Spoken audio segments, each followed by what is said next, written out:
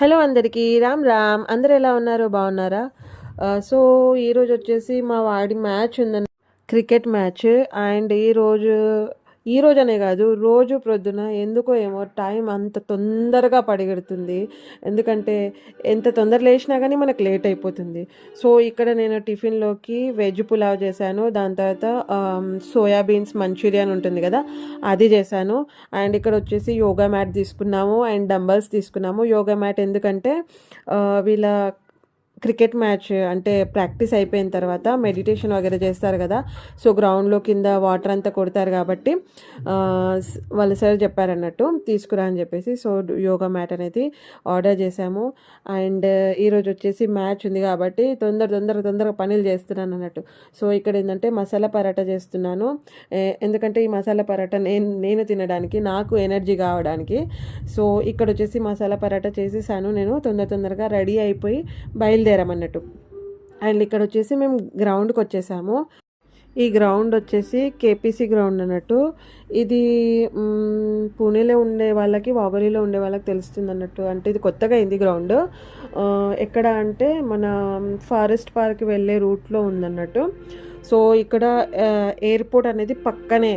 So ఇక్కడ వచ్చేసి పిల్లలు మ్యాచ్ ఆడుతున్నప్పుడు ఫ్లైట్ అనేది కింద నుంచి వెళ్ళింది. సో అది నేను క్యాప్చర్ చేశాను. అండ్ వాడిని దించేసిన తర్వాత నేను మళ్ళీ రిటర్న్ అవుతున్నాను కొద్దిసేపు కూర్చొని.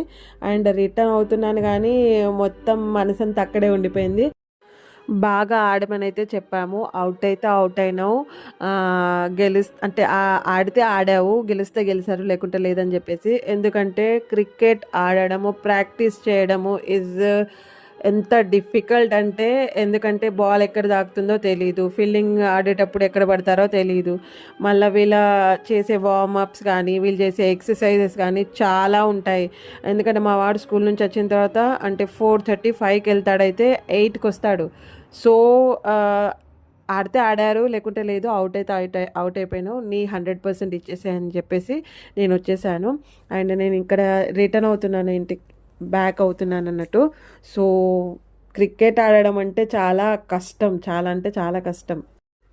మనం అంటాము అయ్యో నువ్వు ఒక్క రన్ కూడా తీయలేవా, అసలు ఆడలేవా, అయ్యో నీకేం కాలేదు అంటాం. కానీ అక్కడ గ్రౌండ్లో పోయి ఆడితే తెలుస్తుంది. అంటే మనం బయట కూర్చొని అయ్యో నువ్వు ఒక్క రన్ కూడా తీయలేదా, అవుట్ అయిపోయినావా, బోల్డ్ అయిపోయినావా అని చెప్పేసి అంటాం. కానీ చాలా ప్రెషర్ అయితే ఉంటుంది. ఈరోజుకి ఇంతే. మళ్ళీ మనం నెక్స్ట్ బ్లాగ్లో కలుద్దాం. అంతవరకు బాయ్.